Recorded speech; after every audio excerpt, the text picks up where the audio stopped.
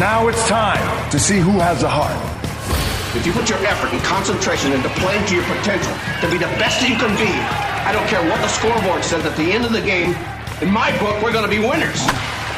This is your time. Now go out there and take it. Let me see your war face. Ah! You didn't convince me. Let me see your real war face. Ah! You don't scare me. Work on it. Welcome to the Best of Tailgate Talk, where we go back into the archives and hear some of our special guests you may have missed the first time around. We'll be back with the Best of Tailgate Talk after this. Come see all your friends at Applebee's in Athens. 12 minutes guaranteed or it's free Monday through Friday, 11 a.m. to 3 p.m. 7 items to choose from. Can't make it for lunch? Visit them for happy hour, 3 p.m. to 7 p.m. or late night. Half-price appetizers with beverage purchase, 6 appetizers to choose from. Call 233-4430 or order online at Applebee's.com and pick your meal up with Carside to go. Applebee's Neighborhood Grill, Highway 72 in Athens, just off I-65. Eating good in the neighborhood. When things go wrong, State Farm is here to help life go right.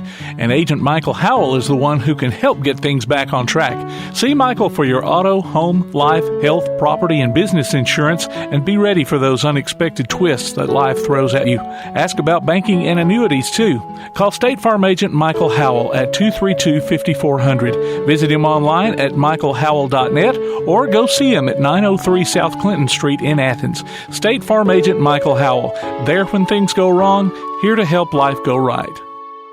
From day one, First National Bank has been built on a strong foundation of community first. First to lend a helping hand, first to help with community events and fundraisers, first to support local students, athletic programs, and civic organizations, first to support events like United Way, Relay for Life, and many more charitable events, and most importantly, working for our great community. Without you, there'd be no First National Bank. Making communities great together, that's what we strive for. Equal Housing Lender, member FDIC.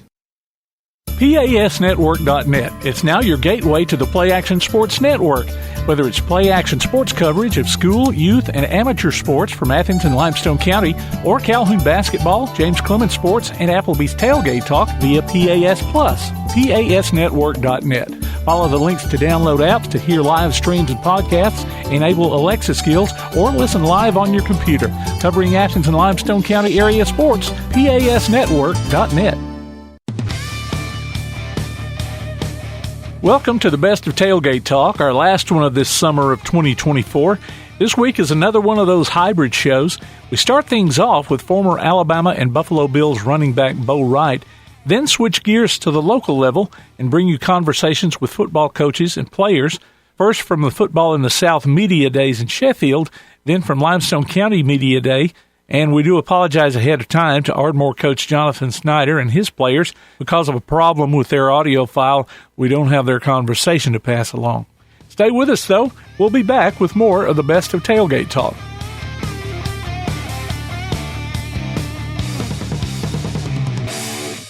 P4 Therapy is an outpatient provider offering community-based care with a unique partnership model that allows them to consistently deliver world-class outpatient care, emphasizing personalized hands-on treatment. Whether it's orthopedic, physical, geriatric, or manual therapy, sports or neuro rehab, telehealth, or most any type of muscle or joint pain, P4 Physical Therapy promises to treat you with integrity, compassion, faithfulness, and selflessness. Locations in northern Alabama and southern Tennessee. Look for them on Facebook or online at p4physicaltherapy.com. Daly & Son Car Care is Ardmore's only one-stop auto repair and tire shop. Whether it's major mechanic or brake work or routine maintenance like an oil change or lube job, Daly & Son Car Care has been satisfying customers all over with their fast and friendly service. They're also your headquarters for quality Cooper tires. Stop by and see Wayne, Nikki, or Dale at 25600 Main Street in Ardmore, Tennessee, or call them at 931-427-4651. They're on Facebook, too. Daly & Son Car Care, open Monday through Friday, 7:30 till 5, and Saturday, 7:30 till noon. Home security is not what it used to be. With Secure Connect and smart home integration features, you can unlock your doors and turn off your alarm from your smart home app. No more hiding a key under a rock. Get Secure Connect and live life connected. Call Ardmore Telephone Company at 800-830-9946 to secure your home today. While others have come and gone, the Lions Den Gym has been roaring as a workout and exercise fixture in Athens, growing from its humble basement beginnings in 1981 to their current 10,000 square foot location at 212 Commercial Drive in Athens. The Lions Den offers 24/7 access to their ever-expanding equipment collection that includes treadmills and climbers, elliptical trainers, stationary bikes, loose weights and dumbbells, and over 45 different weight machines. Contact the Lions Den Gym about a membership today at 256-652-2627. Visit them online at lionsdengym.com or on Facebook. The Lions Den Gym, 256-652-2627. Now that you've got that new place on the water, BP Riverworks can finish the picture with a boathouse, dock, or seawall. Call Barron Pugh at 251-200-2273 or Tracer Pugh at 256-206-7097. BP Riverworks. Licensed and insured, 251-200-2273 or 256-206-7097. Coming this fall to a podcast platform near you. The Wingmen. There's someone on the wing. Something. Join us live every week this football season as Kirk Pierce, Johnny Johnson, and Brad Kimbrough talk James Clemens sports with coaches, players, and other special guests. The Wingmen. We're winging it, Jerry. Coming this fall on your favorite platform via the PAS Plus app on your Alexa device by saying Open PAS Plus and online at jcwingmen.net. Welcome back to the best of Tailgate Talk on 1080 WKAC. On the Applebee's hotline, it is an honor to introduce former Alabama tailback, Mr. Bo Wright. Bo, welcome to the Applebee's Tailgate Talk this morning, sir. Hey, man, it's great. Good to be here, man. Hey, now, thanks for having me. Hey, thanks for coming. I have to caution you, brother. I'm the only Albie here on the thing, so get out of here. Get out of here. So you know, the name Bo has a special meaning for me. So I just want to let you know I'm glad you're here, brother. Okay, no problem. hey, you know something? Tell me. I tell people all the time. I say I'm the one of the biggest Auburn fans there is. I'm just not a big fan when they're playing Alabama. Well, that's good. Because some of my best friends went to Auburn. Damian Craig. Really now? Him. Lawyer Tillman. Oh, my goodness. He went to Auburn. Yes. Coach Joe Witt, who recruited me he recruited the Mobile area. Yes. He ended up being one of my dear friends. So, hey, man, I like Auburn. I was glad to see him win the championship. But, you know, hey, when it comes down to crimson and white and blue and orange, hey, I'm crimson and white all the way. Well, Bo, I'm glad you feel better about that than us fans because it's Alabama for me or bust, and I definitely wasn't pulling for them against Oregon. So I admire you for saying that, brother, because I sure wouldn't do. In case you're curious, this guy's name is Bama Zach. So that'll at least. Oh, okay, I got you. And it ain't Barner Zach. So I got you. Here we are. We got a guest trying to keep it civil, and y'all have to go running in. No, there we go. Bo, I do remember you playing down there, and you have, as an Auburn fan, you have a few favorite Bama fans. Ari Sarsolari is one of them that I remember liking, and Bo Wright is definitely one of the top ones. So tell us a little bit about your career and your time spent down there with in the Capstone. Well, first, I just want to say thank you to my Lord and Savior Jesus Christ, who's the head of my life. That's right. My time at the Capstone was a time that I'll never forget. I went from boyhood to manhood. I met some of the most intriguing people, funny, comical, nutty. I mean, it was just the time of my life that if I lived to be 100 million years, I would never forget it. For some reason, I always want to go back. I want to go back for a week. I want to be a student again for a week. I mean, I met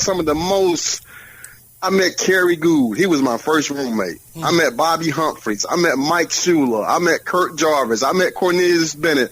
I met Coach Ray Perkins. I met Gary White. I met some of the most Greg Richardson. I met some of the Freddie Robinson. I met some of the smartest, most articulate, gifted people that God has ever created. I mean, when I take myself out the equation and I look back at the time I spent with these people, the things that I learned from them, and the fun that we had doing this thing, and the work ethic that we learned in this process, and the beautiful women that we met, and the time that we had, we grew up together. It's like brothers and sisters, you know, like when you grew up with your brothers and sisters, and it was just, it was awesome. I'll never in my life forget the time that I spent at the University of Alabama. It was an awesome, and when I say awesome, I can't even articulate it. It was just some of the best time that a person can ever spend. I mean, all the times wasn't happy, of course not, but just the camaraderie, just the friendship, just the boyhood, the manhood, just everything, the traveling. We would travel and go places on the weekends, and it was just incredible. Well, Kerry, I wouldn't change it for nothing in the world. Kerry Good is a friend of the show. He's been on here before as well, so it's good to know. Good to know you mentioned him right off the bat. And you were fortunate or blessed and talented enough to take your career on into the NFL. So was there a big change from, you know, I'm sure it was, from college ball to professional ball? How were you able to adapt into that? Well, the difference between, to me, the difference that I encountered was that I was a lower round draft pick. I got drafted in the 7th round. And my whole thing was, when I got to Buffalo, they said that it was 10 of us. It was 10 running backs. Oh, wow. And they said they're going to keep 6 of us. So I started looking around the room. I saw Thurman Thomas. I saw Ronnie Harmon. Ooh. Saw these other guys. I said to myself, I'm going to be in this 6. I said, ain't no way. I said, ain't no way I'm going there. I ain't going back home. I said, I can't. I can't go back. I said, I ain't got nothing to go to. I said, I'm going to be in this 6. I don't care what. And I told my coach the same thing. I said, Coach, I'm going to be in this 6. I said, I don't know what your process of selection is, Coach. Coach Pitts was my coach. Coach Pitts was a running back for the Green Bay Packers. He's passed away now. He's going on to be with the Lord. I said, Coach Pitts, I don't know what your selection process is. I said, but ain't none of these 6 better than me. I said, I'm trying to be as humble as I know how. I said, but I said, I'm the running back, I'm the tailback, I'm the wing back, I'm everything. I said, you can put me on the field. I ain't going to make no mistakes. I'm going to be a yes, sir, man. I'm going to be a no, sir, man. I'm going to get along with my teammates. I just wasn't going back home. Can't go wrong with Bo Wright. Can't go wrong with Bo. My whole thing was, I can't go back. I said, there's 6 of us. I mean, there's 10 of us, and they're going to keep 6? I'm the tailback and the fullback. I play both positions. I said, no, man. And God blessed me with that kind of skill set. I had the skill set to where I could play either position. I could play tailback, I could play fullback, I could block, I could catch, I could do it all. And I had the skill set where I could have played in this league I could have played for 15 years. But it just so happened, I got shot in the leg by a 13-year-old kid. And my team, we were world champions. We were playing arena ball I was playing with the Tampa Bay Storm. We were world champions. And I came on to visit my parents, and I got shot in the leg by a 13-year-old kid. And it ended my career. I had a lot of nerve damage in my right leg, so I couldn't play ball no more. But I wouldn't change it for the world. People say, well, you stupid. You know, I said, well, no, not really. Because throughout all of my ordeal and throughout everything that I went through, my career being ended, and everything, not being able to play ball no more, I met my Lord and Savior Jesus Christ. So I could have played in the league for 15 years, retired, got an oceanfront house down in South Beach, lived a life, partied, and did these kind of things, and died and went to hell and never known who my Lord and Savior was. Right. So it all worked out for me, man. You know, I wouldn't change it for nothing. And I always had a coach, one of my first coaches, when I got over there, he said, you always tell people you from Pritchard. You ain't from Mobile. You from Pritchard. So I said, yes, sir. So actually, it was like I said, we was a little school in Pritchard called Blount High School, and we had another school right across the track. I mean, when I say right across the track, I mean right across the railroad track was called Viger High School. Yes, sir. Oh, yeah. And we had so much talent between these two schools, man. It was just incredible. I remember one year when we were playing against Tennessee, in Tennessee. My first game starting at Alabama, and that was 3 kids from Viger starting for Tennessee, Charles Wilson, Fred Bennett, and then there was 3 of us from Blunt starting at Alabama. It was myself, Angelo Stafford, and Willie Shepard. And they talked about Pritchett all day. Pritchett. Charles Wilson, he's from Pritchett. Bo Wright, he's from Pritchett. Angelo Stafford, he's from Pritchett. Willie Shepard, he's from Pritchett. So, man, I tell you what, Pritchett, in the little city of Pritchett, we call it, well, actually, I don't know, I say we call it, they named it the City of Champions. And my high school went on to win about, I was telling Tammy earlier today that she was asking me about, the high school at Blunt High School. I said, you don't know, Tammy? She said, no. I said, Blunt went on to win like 6 championships in the 90s. Sure did. And we had Coach Ben Harris, and we had the young guys like Sherman Williams, like Damian Craig. Yep. These guys who went on to play at Alabama, played at Auburn, played in the NFL. Man, I tell you something about the city of Pritchett. They call it the City of Champions. It's a blessed city. It's a predominantly black city. It's drug infested. It's low income. There's a lot of poverty. There's a lot of drugs. But there is a thing for sports that city, it stops. The whole city stops. And everybody supports these kids, these young kids coming up. They're like, man, listen, you don't want to sell drugs like me. Or you don't want to be on drugs like me. This is your way out. Play football. Go teach. It's time to go teach. It's time to do something better. So the city of Pritchett, man, it's a tough place to grow up in. But I wouldn't change it for nothing. Sherman Williams, go ahead. I put it like this: if you can come out of Pritchett, if you can make it out of Pritchett, you're gonna be all right. The rest of the world is just a breeze. The rest of the people you'll meet is just a breeze. If you can make it out of Pritchett, you're gonna be just fine. So, man, I get shots out to the city of Pritchett, man, and there's much love in the community. You got these people now who are really. I mean, you got athletes coming out of that city like crazy. They popping up like popcorn. Yep. I got a little godchild named Jalen. Oh, have mercy. His talents, his skill set is futuristic. I went to see him play basketball the other day. His mom, she introduced me to him, and I told his mom, I said, I signed him to a lifetime deal. I said, you can't have him back. I told her mom, I said, me and God, I said, we got this one. He's going to play in the NFL one day, man. And he's so matter of fact about it. The Word of God says you'll have what you say. And he said, I said, Jay, who's your favorite team? Seattle Seahawks.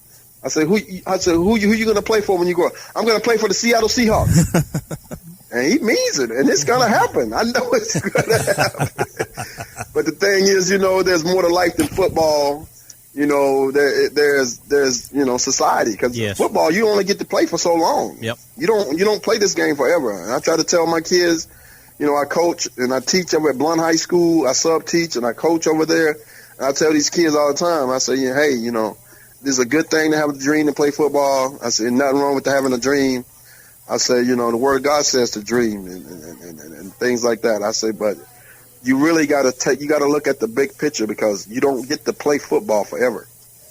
I tell people, I say, they told me when I got to Buffalo, the NFL stands for not for long. So you don't get to play forever. And it's going to come a day in everybody's career, Joe Montana, Joe Namath, Thurman Thomas, Sherman Williams, everybody's career, where they're going to tell you, we no longer need your services. Mm-hmm. So have an option, an escape route, or something else going on for yourself. It's all right to dream, but you got to look at reality also. So that's my thing with the kids. I don't want to kill their dream. I don't want to tell them, well, now you ain't gonna be able to do this because I don't know what they're gonna be able to do. So I don't want to tell them that. So I tell them, just dream on. But you got to work hard. I said, because you got this kid down in Tampa, you got this kid over in South Carolina. He's up working right now. That's right. I said, now if you want to play in the league, this is what you're gonna have to do. So you got this kid over there in Scottsdale, Georgia, in the backwoods, Riceville, Georgia, wherever. He working right now. And why you over here playing PlayStation? I said, if you want to play in the NFL, you got to work. That's right. So I try to make it fun for the kids. I try to keep it realistic. And I want to, I don't want to steal or kill their dreams or nothing like that, but I want to, keep it straight with them. I found out, too, in working with these kids, I've been working with kids all my life. I have a foundation for troubled kids, and it's called Team New Life, where we teach these kids we teach these kids about the dangers of drugs and alcohol. We teach them how to resolve conflict and the importance of proper nutrition. And, the foundation we've been incorporated now for about 10 years, but we want to become 501c3. Right.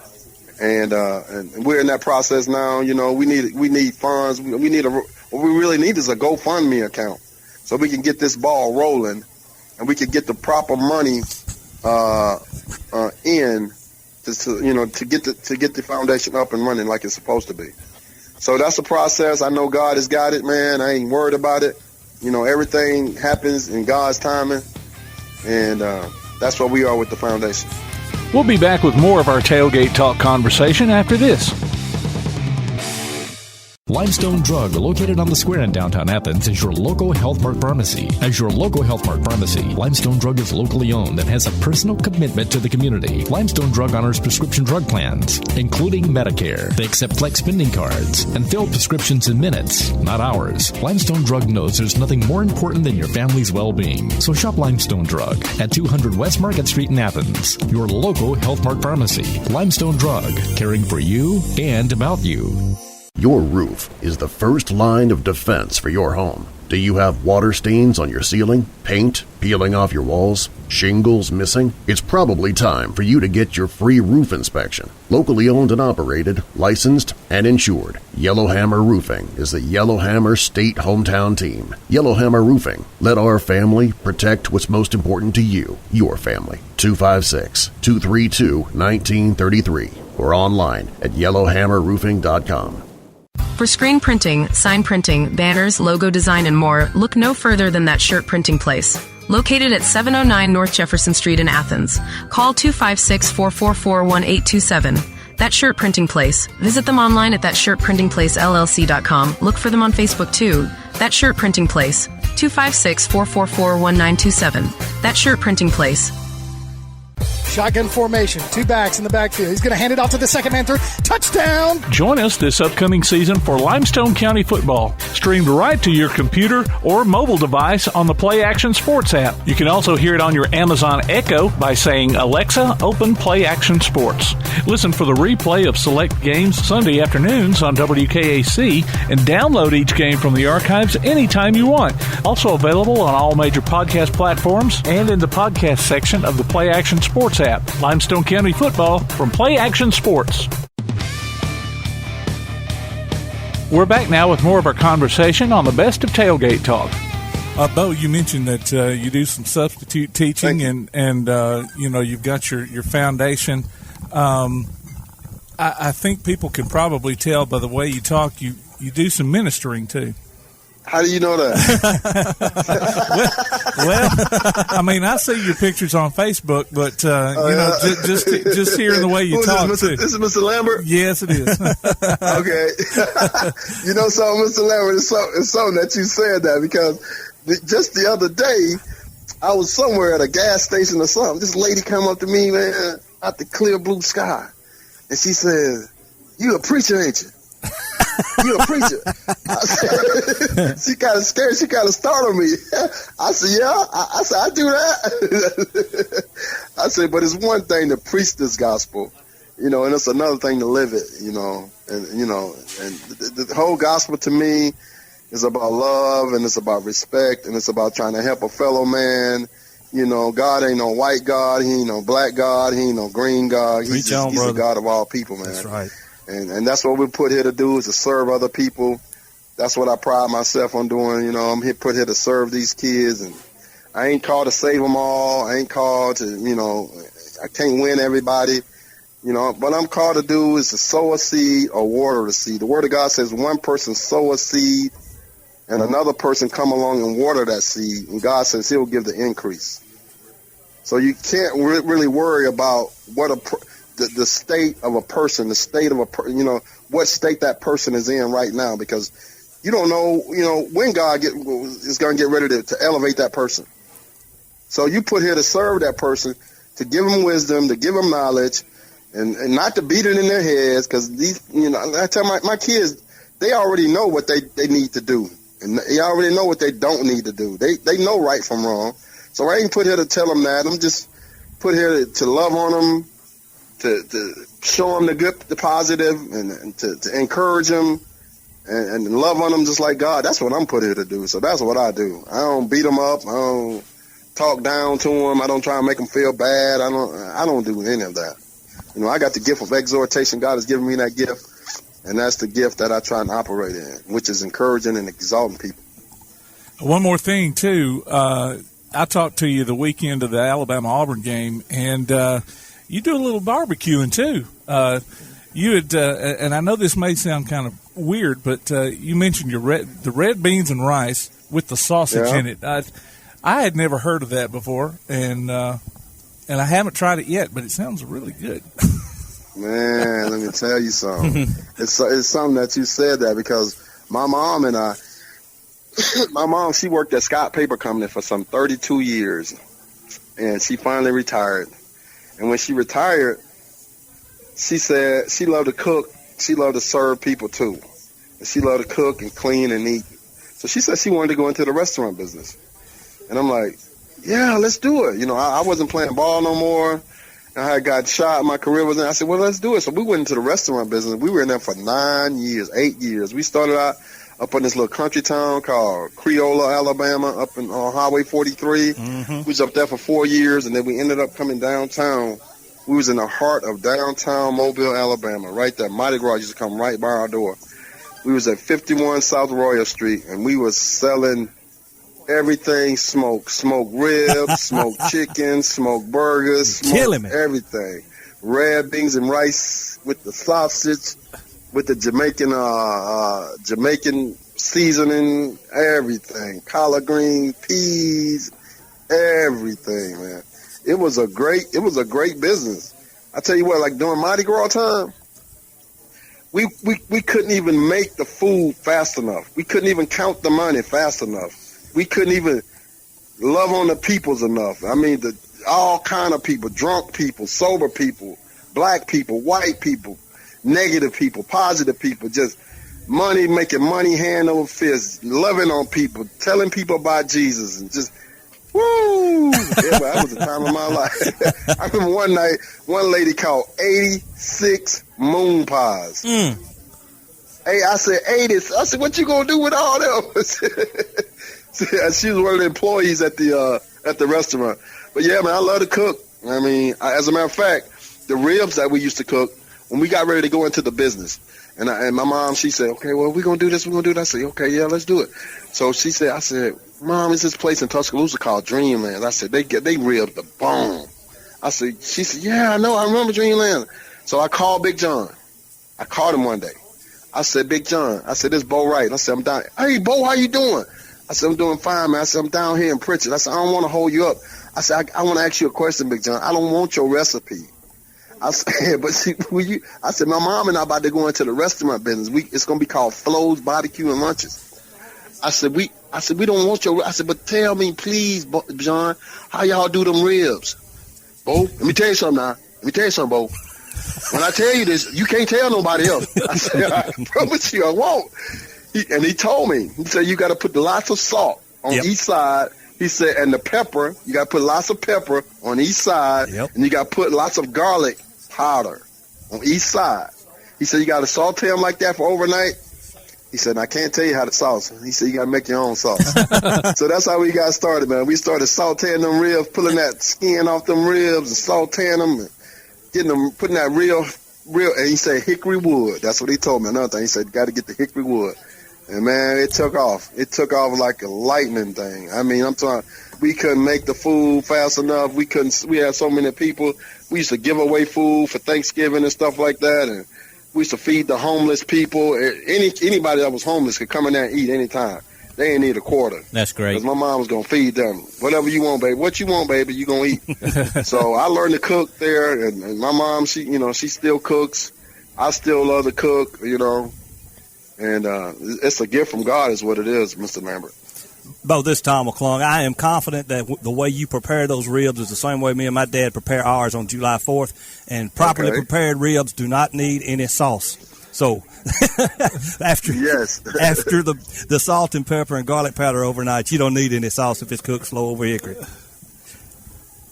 Right. That's good. We want to thank you so much for coming on the show, Bo. It's been a great time spent with you. And man, I'm so honored, man. Y'all just don't know. I wanted to. I forgot about it. I don't know how I forgot about it. I guess because Shorty kept calling me. We on our way out to Baumhauer's now. We're gonna eat some wings. Okay. And I wanted to put all my Facebook people up on. I forgot to tell them today is going to be the day. So y'all got to have me back on here again. Oh yeah, you got it. But there's a watch. Whenever, Mr. Lambert, whenever you want to, just call me and let me know, man. I really appreciate it, man. May the Spirit of God rest on you guys, and may God grant you guys all your favors and everything. May He surround you guys with a hedge of protection, and may He continue to bless you guys, man. It's been my pleasure to be on this show and to discuss the things that we did, man. It's my honor.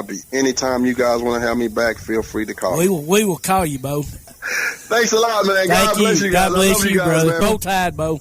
Roll Tide. That was one guy that was, and that's what I say. Tim is doing a great job coming up with guys that maybe a lot of us don't remember stuff, but these guys are just fired up, wanting to be on the show. And Tim, you better get that interview up as soon as possible because Bo is going to share it. I told you he was excited about it. You told me he was excited. Yeah, I mean, he's been talking about it ever since. Well, like I said, I talked to him on Iron Bowl weekend.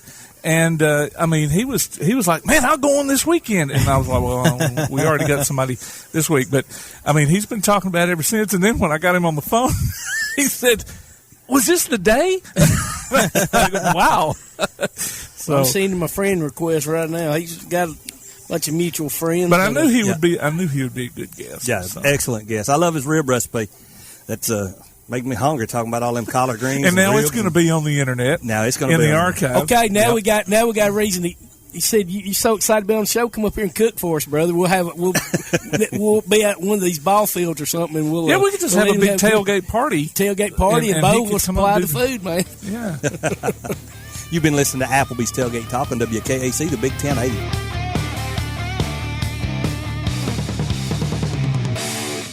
P4 Physical Therapy is a new outpatient provider offering community-based care with a unique partnership model that allows them to consistently deliver world-class outpatient care, emphasizing personalized hands-on treatment. Whether it's orthopedic, physical, geriatric, or manual therapy, sports or neuro rehab, telehealth, or most any type of muscle or joint pain, P4 Physical Therapy promises to treat you with integrity, compassion, faithfulness, and selflessness.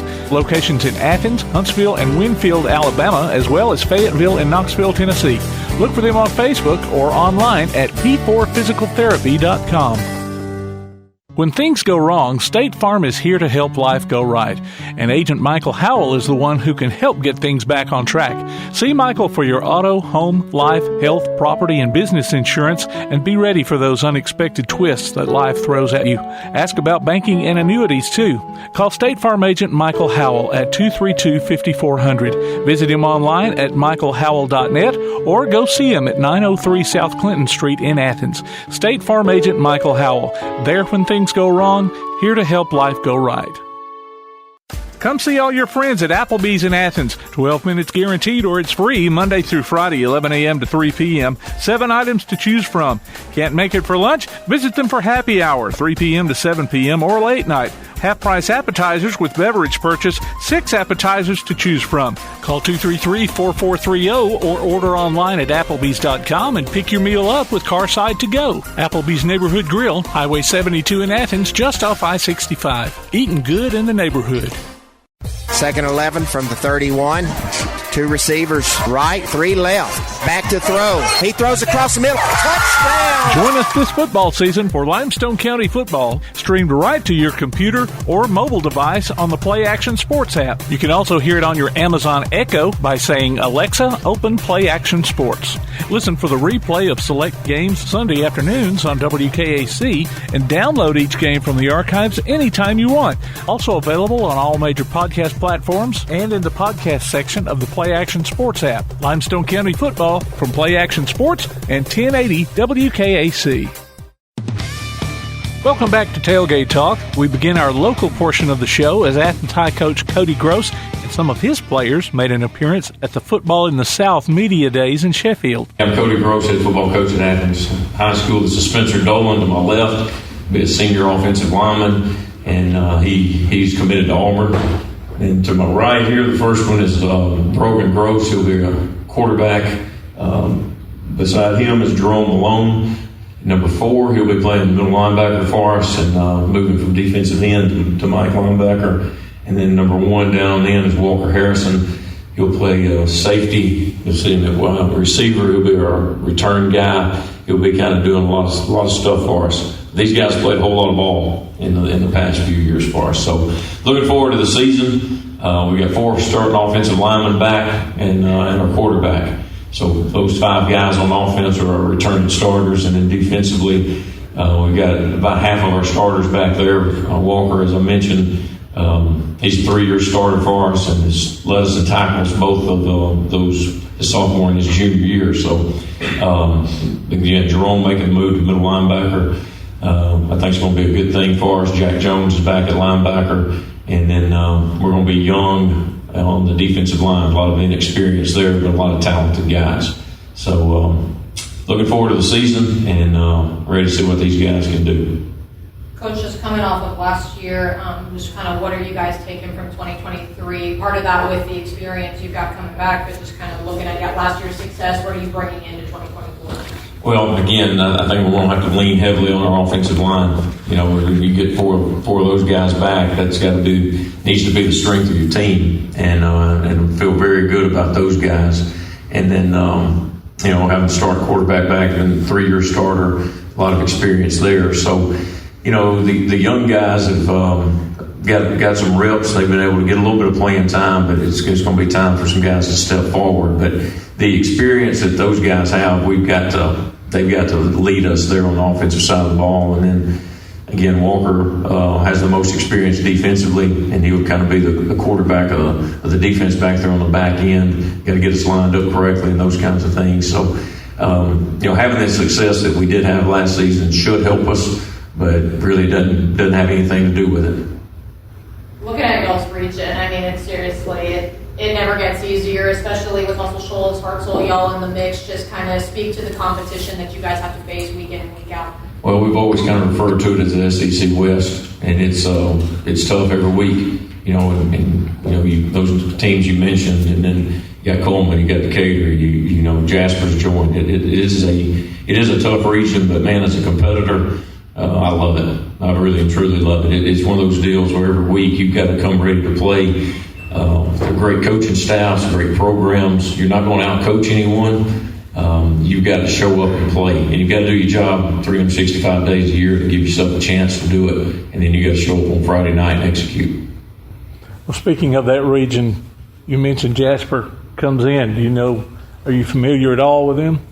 I'm familiar with their head coach. David Reeves is the head coach, and he and I were on the staff under Alan Creasy at Athens back in 03 and 04. He was our defense coordinator back then, and then went to UAB and was Division I coordinator. And so Coach Reeves does a great job. That's what I know about them. But I know they've got a really good tradition. Walker, in the old days it was Walker, and they had a good program. But they're stepping up from 5A to 6A, but I expect them to be tough. This is for the players first, and then Cody, if you could follow after all 4, tell us. But who may have inspired y'all to begin playing the game of football? Tell us a little bit about who was your inspiration, a family friend. I'd probably say my dad, right there. Been around him my whole life. It just kind of kind of natural to me, so I just picked it up and had fun playing it. I'd say growing up I played a little bit and I stopped playing. Didn't play probably from the time I was about 8 to 14. And then I was working in school one day and one of our coaches, David Ezel, came up, asked me to play, and ever since I haven't stopped playing. So. I would really just say, like, most fun sport you play with your friends is backyard football, and I was like, I want to do the real thing. And so I started whenever I was 10, and I've been playing ever since. For me, it's just always been a bigger guy, and they kind of, they're heavily on me to play, and once I started, I fell in love with it. In other words, are you saying that you had to play because of your size? Well, definitely don't want the size to go to waste. It was probably was kind of expected of him. Yeah. And for me, it was, my dad played, and we played the yard all the time, and it's always about sports. And so mine would go back to my dad, just like Brogan said, for him, that it would be my dad. Question here for the players. Not asking for wins, losses, but going into the season, goals. Maybe an individual goal, a team goal. Of course, some of those things will affect the wins. I understand that. But have you set any, a month away from the season starts, any goals that you set? I'd probably just say being a senior, just have no regrets. Just cherish these memories and just be the best we can be. Just go out there and have fun. It's a fun sport, so you don't need to think too much about it. Just go play it and have fun. Yeah, I agree with Brogan. Just getting close with my teammates this year. It's our last run, so being able to enjoy as much as we can. I'd probably just say take more of like a leadership role and kind of be like the quarterback of the defense, like what Coach Gross was saying. Yeah, taking more of a leadership role and just doing it for the brothers beside me. Just, one more year, want to go all out and just leave no regrets. Guys, tell us what it's like on a Friday night in Athens. For anyone that may not have been to a home game there, what's it like, and do y'all do anything special that afternoon leading up to the ball game? It's kind of hard to explain. It's just something truly special. You really just got to be a part of it to understand it. But I don't know if I can really describe the feeling, but it is something that everyone should experience. The whole community shows up there. Yeah, we do have a lot of fans come out, so I'm very happy and proud to be part of the Athens community. I would say, I was telling someone asked a similar question yesterday or Monday, but it's like, you're playing a great sport and you're doing it with your friends, and you hear the band playing, it's special. It's like he's saying, you can't really describe it. It's fun. I feel like the only way that you really could describe it is electric. Like, the energy is palpably alive, so it's just amazing to be out there with all those people watching. I agree with Jerome. Just being there is a special feeling. You just feel the vibe of the place. The whole community support things just another level. For Coach and Brogan, how much does it mean to you right now to know you have one last season together with him as your coach? How special do you think this year is going to be for both of you?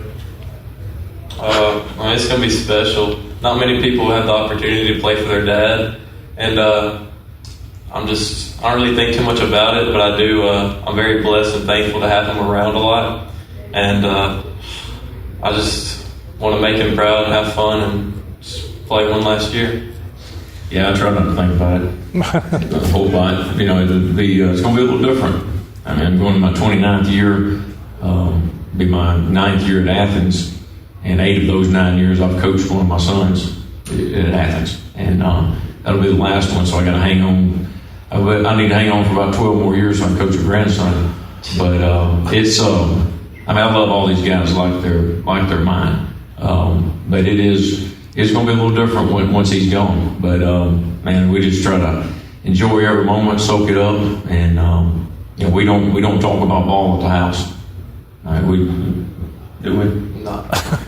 don't talk about it. We leave it there, and I try to go be dad. And I don't leave it there, but I don't bring it home to him at that point. And but it has been a fun ride.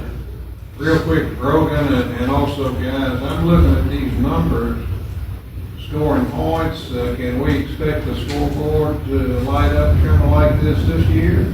I will say I don't really think much about the scoreboard. I just go out there and play and let the score take care of itself. Just do our job, and we'll see what happens.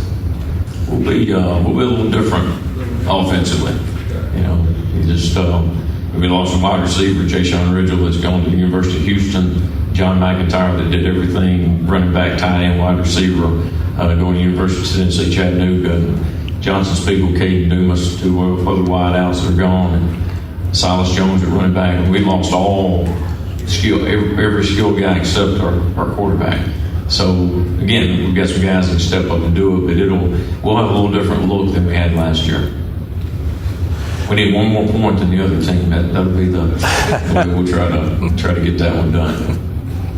Not putting you on the spot, since one of you sit by and one of you live with it, but how is it playing for Coach Gross? Been there for 9 seasons, been there a while, and just what he brings to the program and his wealth of knowledge of just football. What's it like playing for him?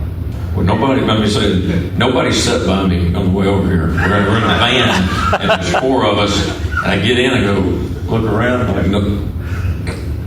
I may need to leave the room for them to answer this question. I love playing for Coach Gross. Truth be told, I don't think I'd rather play for anybody else, especially right now, seeing how much he cares for like not only the sport, but like the people who play the sport. He's very invested in us, like not only as a player, but as a person, and I appreciate that. I would say he's definitely a good leader. And we were talking about it on the way here about how 9th graders always get in trouble, but they don't get in trouble after 9th grade because Coach Gross gets a hold of them and he takes care of them. So, yeah, I'm extremely grateful to play for Coach Gross. He teaches a lot more life than football, and sometimes life or football's going to end, but he's a guy. You come back, he's gonna be there, and he's gonna give you things that you need because he's a man. I'm gonna be a little biased, but it's special to have a guy like him to be your coach, and I don't know how to describe it, but every person he coaches, he don't demand us to respect him, but he's definitely the most respectable guy, and you just want to respect him and try to just make him proud. It's definitely someone that, in my opinion, it's the best coach someone could have. But that's me being biased. For Spencer, you committed to Auburn almost a year ago. Why was that the right time to get that out of the way, and what made Auburn feel like home to you for college? It's a lot like Athens, really. The people, the program, such just great people at both ends, and Coach Gross has helped me out extremely with all of his connections through the years. So it just felt right. Also for Spencer, just to hear Coach Gross say we're really going to have to rely on the offensive line this season. Just kind of what does that mean to you, and how are you taking that leadership role on this upcoming season?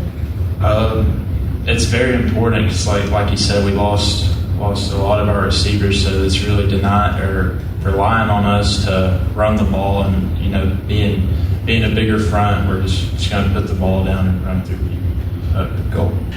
Brogan mentioned community. You have several events that are designed to bring in the community. I mean, you've got youth camps, and I don't know if it's happened yet, or you got the football for women. Things that you brought in your 9 years there.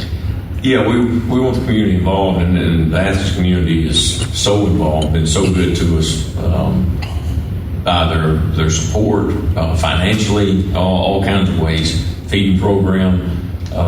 We did have a boys and men camp last week, which is one of my favorite camps. It's kind of a mentoring camp where the dads go through with the son, do the drills with them. Monday night we'll have our football for women, where we teach them some football, a little classroom stuff. We get on the field and we actually do a little bit of football, so that's a good time. Our guys are call it Adopt a Golden Eagle. They call it Eagle Buddies, but our guys go to elementary classrooms, and they'll go to the same. Each player will go to the same classroom every week, and they go see those kids in that school, and they kind of become like they're almost like a rock star when they go in that classroom. But it's developing a bond there. We have Midnight Madness, where we practice at midnight. There are a whole lot of things that we do to try to get the community involved, and I think our community is very appreciative of that. But I would say we're much more appreciative of the community than they are of us. I'll add something. You were asking how it's like to play for him. As you can tell, he cares about the community and Feed the Eagles and all that. No coach cares as much for the players as he does, as he can do everything he does. No one has a coach like him. He just goes out. He does more as a coach than anybody else does.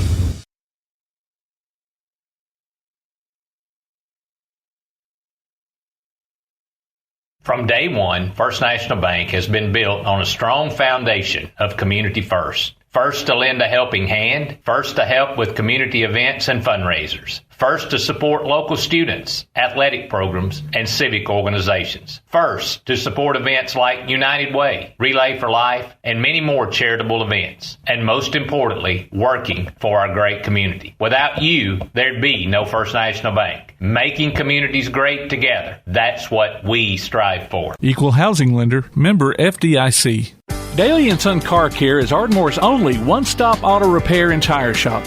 Whether it's major mechanic or brake work or routine maintenance like an oil change or lube job, Daly & Son Car Care has been satisfying customers all over with their fast and friendly service. They're also your headquarters for quality Cooper tires. Stop by and see Wayne, Nikki, or Dale at 25600 Main Street in Ardmore, Tennessee, or call them at 931-427-4651. They're on Facebook, too.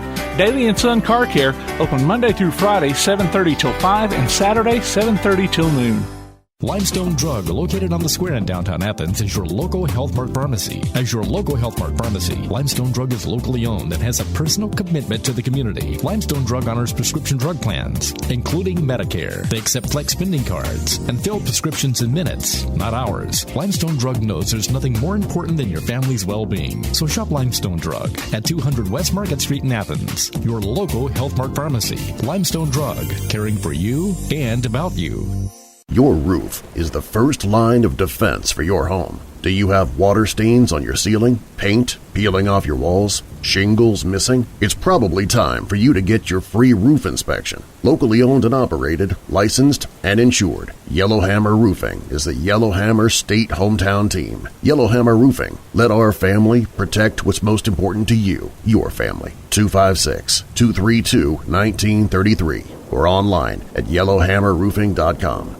If your place on the water needs some attention, call BP Riverworks. Boathouses, docks, seawalls, and repairs. Call Baron Pugh at 251-200-2273 or Tracer Pugh at 256-206-7097. BP Riverworks. Licensed and insured, 251-200-2273 or 256-206-7097.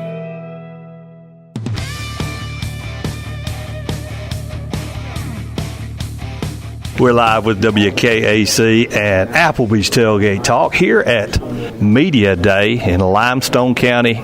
We're here with Coach Joel Shrink, head coach of the Altamont Red Devils, new head coach of the Altamont Red Devils. Coach, you've been a coach a long time. Welcome to Limestone County. I know your wife's glad to be back home. She is. Thank you very much. You got a couple seniors here with you, so tell us about who you got here and what your expectations are this year. So Caleb Bolden is a senior offensive lineman, defensive lineman, and Jake Guthrie is a senior running back linebacker. Two of the hardest working guys we've got. You know, they lead by example. Just real hard workers, real quality men, and so we're looking to build our program around guys like that.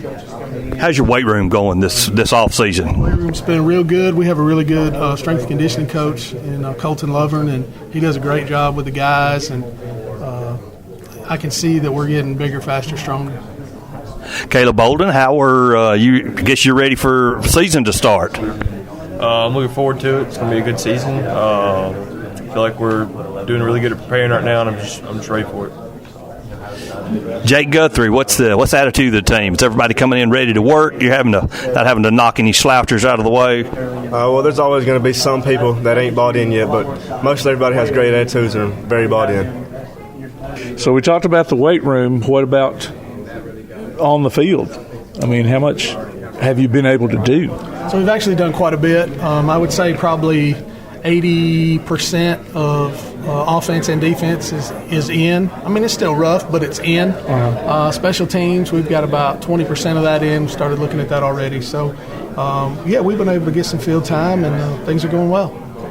So, Coach is like the fourth or fifth one that you've had since you've been playing. How do you compare him with the previous regimes? Just how he loves us as men, not just as players, and he's preparing us for life, and not just to go out there and win a football game.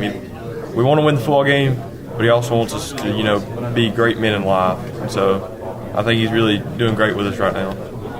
Like Caleb said, he's done a very good job, but the way he builds relationships is very different from any of our other coaches, and I just think that's a big part of the football team.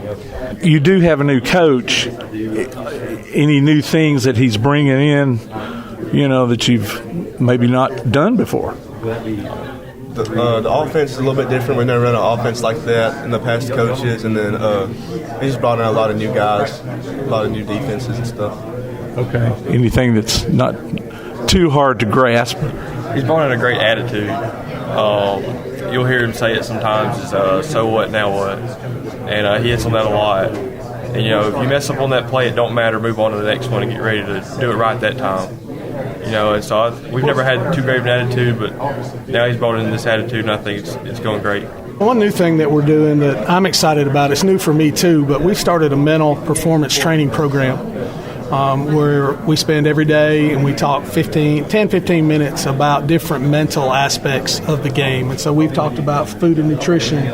We've talked about sleep. We've talked about grit. We've talked about setting a bedtime pattern so you put the phone down and you get ready to go to bed and prepared for the next day. And so just working on our minds, how to do things better, all of which transfer to life, not just football. So I'm really excited about that, the mental performance training aspect of it. If you look at Saban years ago, brought in Kevin Elko as his mental performance coach. Well, if they're doing it in college and we have access to it, we need to do it here. And so super excited about that and how that's going to roll. We've got 3.5 more weeks of summer, and then we'll start our fall campaign in that training as well. So you mentioned some of that stuff. Any team bonding things that you've had going on? Maybe twice a week, I think, they have we have a share time, basically. And so we kind of break up into small groups, and they discuss and talk about the topics that we're going over. So things like that are really good. And then we had Snowbiz come out one day after practice, and so we had some snow cones, and we had popsicles one day, and they don't even know it yet, but we got cupcakes and juice boxes for today. So we just try to do some little things like that to make it, just make it fun, hang out a little bit. Now, you probably needed Snowbiz here the past few days.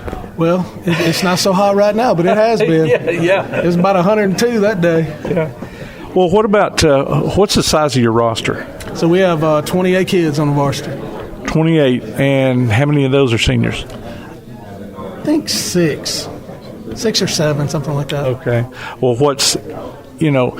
being a senior does not necessarily transfer into experience. Correct. What kind of experience do you have amongst the rest of your players? We have quite a bit of experience coming back, probably 6 or 7 on both sides of the ball. And when I say both sides of the ball, it's the same kid playing both sides of the ball, but I count him as an offensive starter and a defensive starter. So, yeah, we've got some experience coming back. It's not, I'd say the only position where we're just super raw is maybe going to be center and quarterback. So we could play a young kid at center, and our quarterback will be either a freshman or a sophomore. We feel really good about both of them. So I think we'll be okay. Well, you mentioned your weightlifting and all. Who all's on your staff? I mean, you're a new coach, so I'm assuming that you brought in some new guys. Yeah, so we kept Colton Lovern, strength and conditioning coach, who does linebackers and wide receivers. We kept Jacob Ryan. He does O-line, D-line. And then we've hired Charles Rogers, who's a former head coach. He's our defensive coordinator. We've hired John Kendall, who does running backs and linebackers. We've hired Gage Bandy. He teaches at the elementary school. He's going to help at wide receiver and DB. Zach Hartwig, a former player of mine, is going to help us in the defensive secondary and with running backs. So, been able to bring in 4 or 5 guys, and it's good. They're meshing well with the kids, and they know some football. Well, now the name Rogers came out. Rogers is a new team in your region. Who else has come in? I think they're the only new ones that dropped down. Lexington's not an area game. Lexington's not a region game. Okay. So they're familiar with a lot of the teams. You know, Sheffield's there, and Colbert Heights is there, and of course we play Ardmore, and so a lot of the teams they're really familiar with. Now you start off your season. You've got a jamboree game. We do. We play West Limestone at our place on the 16th. Okay. We're going to play. I'm not sure. It probably won't be a whole game. Yeah. And we'll try to, just get our varsity some work. And I've already told him, I'm like, when you put your seconds in, I'm not going to have a lot of seconds, so we'll just keep playing. Yeah. But that's all right. Our kids have bought into that, and we're 28 strong, and we believe in each other. Well, it's a smaller school. It's kind of what you got to get used to doing. If you look at it on the 3A level, there's some exceptions, but most 3A teams are going to play 15, 16, 17 guys most of the game. Yeah. Offense, defense, special teams. They'll get some younger guys in on special teams, things like that. So we're not different than a lot of other people in that I just don't have an extra 20 standing over there on the sideline. All right. Well, we appreciate it, guys, and be looking for you on the field and at Applebee's Tailgate Talk every Saturday.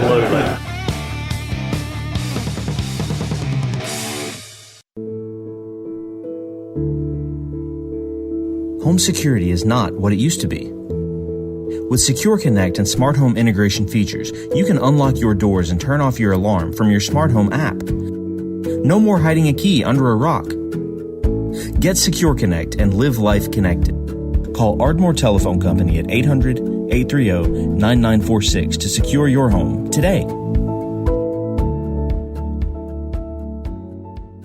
When things go wrong, State Farm is here to help life go right. And Agent Michael Howell is the one who can help get things back on track. See Michael for your auto, home, life, health, property, and business insurance, and be ready for those unexpected twists that life throws at you. Ask about banking and annuities, too. Call State Farm Agent Michael Howell at 232-5400. Visit him online at michaelhowell.net or go see him at 903 South Clinton Street in Athens. State Farm Agent Michael Howell. There when things go wrong, here to help life go right. From day one, First National Bank has been built on a strong foundation of community first. First to lend a helping hand, first to help with community events and fundraisers, first to support local students, athletic programs, and civic organizations, first to support events like United Way, Relay for Life, and many more charitable events, and most importantly, working for our great community. Without you, there'd be no First National Bank. Making communities great together, that's what we strive for. Equal housing lender, member FDIC.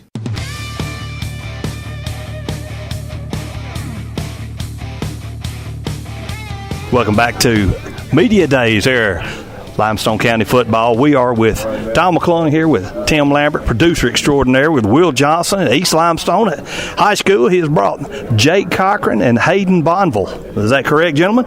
All right, to come out here to Media Days. And Coach, welcome to Limestone County head football coach. Man, I appreciate it. Thank you so much. Tell everybody a little bit about your experience, your past, where you've been, and your credentials, so to speak. So I graduated from Danville High School, played football there. After that, I immediately went into coaching football at Decatur Heritage Christian Academy with Steve Meek. I was there for 7 years. And then after that, I went to Clements High School as the offensive coordinator and offensive line coach with Michael Parker. And then I left there and went to Hartselle. I was there for 2 years. And then I went to Hartselle for a year under Brian Moore. and I was the O-line coach, and I did JVOC work, and then followed him to Opelika during the summer. So he hired me to go down to Opelika when he took that job, and then I heard the East job was open, applied for it, and went through the process, and here we are now, baby. So it's been a eventful summer. It's been an eventful last 2 weeks now, and so that's who I am, where I've been. So. East has got a lot of tradition, a lot of football. They do the tomahawk chant and everything else. Are you looking forward to Friday nights? I can't wait to hear it for the first time. That's what I've been telling everybody right now. The only thing that's getting me kind of through these busy days is just looking forward to 4 weeks from now playing a football game with these guys. And so I'm ready for September the 13th, I think 12th or 13th is our first home game against Russellville, and being able to see that home crowd, be able to feel that for the first time. So I'm excited about it, man. It's something I look forward to, and the guys have talked about the tradition that's there at East, and we all know that they've been really good at football for a long time, and so I'm ready to get out and kind of be a part of that. Let's go here to the seniors. Hayden, what have you noticed anything that's different, or how's the team doing in off-season workouts? Everybody bonding, looking forward to this year? Yes, sir. So, obviously we faced a lot of adversity lately. Coach Johnson's done a great job coming here, bringing everybody together. We've known him for 2 weeks, so you can show he really cares for the team already, and he's coming in. He's setting a good example for everybody. I think our seniors have done a great job keeping everybody together, setting a great example, leadership, of course. Jake, what are you thinking there, man? Kind of like what he said. Coach Johnson came in. He's done a great job. We've always had a really good brotherhood between us as a team, and we're just going to look forward to keep that going. And we're just really excited to see what we can do with Coach Johnson. What position you play, Hayden? I play inside and outside linebacker. You look like a linebacker. Yes, he does. How about you, Jake? I play quarterback. Quarterback? All right. Cool. So, let's see. What'd you say? 2 weeks? 2 weeks has been on the job. I knew it was. We got the notification. It was relatively quick. Have you had any issues, pulling the team together, or were they like waiting on you being the next head coach and you come in and rallying around you or so? Well, to be honest with you, I've only been around the guy in that 2 weeks. I've only been able to be with them during practice and stuff for like 3 days. Okay. So we've had the rules clinic. I've had new teacher training, all that stuff go on at the same time, and so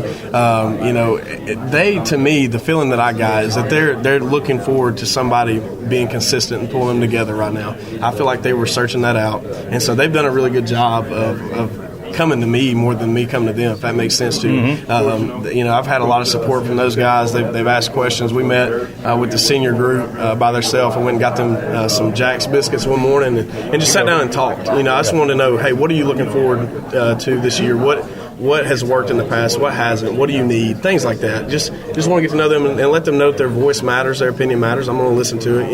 I think you can get into a world of being a dictator a little bit, and we don't want that, right? I want to be able to take their opinions. And if Jake wants to run something on offense, hey, let's look at it. And if it works, we can get it done. And so I want them to know that. But I think it's been a deal where they are looking forward to somebody coming in and being there. And then they also had a really good interim guys. Coach Franks and Coach Montgomery did a fantastic job of holding them together. And I feel like these guys respect them a lot. And so they've been really good for me to lean on right now, to answer any questions that I've got. And so, I believe they've been looking for somebody to kind of hold them together and bring, a sense of unity again. And they've done a good job of doing it by themselves as a team. I haven't really had to do anything crazy. It's just been, it feels together. I don't feel like I have to come in and rally the troops very much, if that makes sense. And so they've done a good job of doing that themselves. What about your staff? Do you have any holdovers? Do you bring anybody with you? Talk about that. So I think everybody that was on staff is still there. And so, it's so late to try to do anything. And those guys seem really bought in. We've had a couple meetings now. I'm excited about them. Defensive coordinator Matthew Franks is phenomenal. I'm going to let him be the head coach of that side and do what he wants to do. I'll support him and game plan with him, of course. But it's his show over there. And then the offensive coordinator again, Blake Montgomery. He does a really good job. Me and him are going to game plan together and work the offensive side of the ball. And then everybody else, like I said, is holdover. The only thing, we've got a O-line job that's open right now, but that's probably going to be me, just to be honest with you. That's my background anyway. And so I'm going to coach up the O-line this year, and we'll see if we can fill that next year. And then I've got a volunteer guy that's going to come in. He worked with me at Decatur Heritage that's going to coach D-line. He's really, really good. I'm a believer in him. And so as far as staff holes, those are the only two that we have. Working on getting a middle school head coach in, and he's going to do a phenomenal job of just kind of holding that group together, organization-wise. Got some really good volunteers down there with the middle school group that do a phenomenal job. So don't want to get in their way too much, let them do their thing. And so not many holes, just a couple, and so hopefully we can get them filled, next off-season. Right now it's so late you can't get anybody, but looking forward to the future as far as coaching staff-wise as well. The last two coaches you've had have come in pretty late. How hard is that on players, on a team? Yes, sir. So, like I said earlier, we faced adversity. We've been through it, and that helped us really to get to know where we are. Like, we had good leaders when that happened. So, before, when we lost Coach Pugh. Coach Pugh is a big physical coach. He wants us to, kind of like what Coach Johnson wants, just dominating the person in front of us, physicality. And Coach Woodfin was more style, faster football, more speed. We weren't hitting the weights as much, and now we're back to building back a stronger team and getting better, and we're able to get through that adversity. Coming off what Coach Johnson said earlier, him just now coming in, so we had a whole team of players that had no clue what to expect whatsoever. We didn't know if we were even getting a new coach, and if we did, who would it be? We heard all different names. We were getting a new coach every week. We didn't know, and Coach Johnson did a great job coming in, pulling everybody together. We had great interims, like he said, Coach Franks and Montgomery. They know the game. They're great coaches, and what really helped is our coaches have good relationships with the players. I feel like we know we can count on them. They'll have our backs no matter what. So I think we've done a great job staying together as a group. Like Jake said, we have a brotherhood at East Limestone, and we have a good season coming up. Jake, what do you think? The same thing. It's definitely been tough. 3 different head coaches. For me, 4 different offensive coordinators. But as a team, I think we've done a really good job at all staying together, and I think it may have even brought us together even more, because we all have had it's been difficult, going through all the coaching changes, but the players really stuck together, and I think we're going to have a really good season with Coach Johnson. Well, new coach, you're in the majority now of Limestone County, 4 new coaches. Are there, you're talking about keeping the team together, are there any kind of team bonding things that you have planned to do? For sure. This weekend, actually, we've got one coming up with the senior group.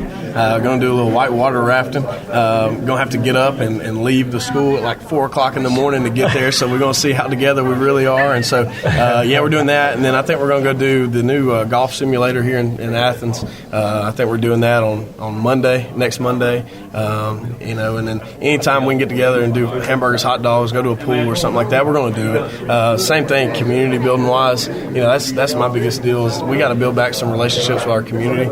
And so anytime I can get these guys out in front of them, helping somebody out, somebody needs some trash taken out, needs something built, taken down, moved, whatever it is, we're going to help do that. And so anytime I can get these guys together with one another and with our community, I'm going to do so. So, we got a couple opportunities coming up to do so. And, again, anytime I can get them together and just hang out and not have to worry about football, I think it's really, really good. You can't go wrong with hamburgers and hot dogs. Sure. So, well, what's the size of your roster? I think we're at 53 right now. It's a little low. We got to get that up. So my number one job when school starts is getting there and recruit halls. And so we're not going to pick up much this year, probably, but build those relationships with people in the hallways, guys that you maybe used to play, maybe people who haven't played before at all. Just go in there and recruit the crap out of the hallways. I've got to get in there and build relationships, let them know I care about them. I can tell you this, you come to a basketball game at East Limestone, I'm going to be there. You come to a baseball game, I'm going to be there. I'm going to be the number one cheerleader of East Limestone athletics, and that's not just because I'm trying to recruit kids, but that's the way it needs to be. You need to show support for everything, and so I'm going to be there, and I'm going to be recruiting the hallways, so we got to get those numbers up a little bit, but the ones that we have, I'm very excited about. Well, now, how hard is that, going out and recruiting the hallways and getting them ready to play, in couple or three. Oh, okay. Yeah, just a few weeks. Yeah, it would be very tough. This is probably the only time I ever do it. But while I come in, just offer it up to anybody that wants to come out and play.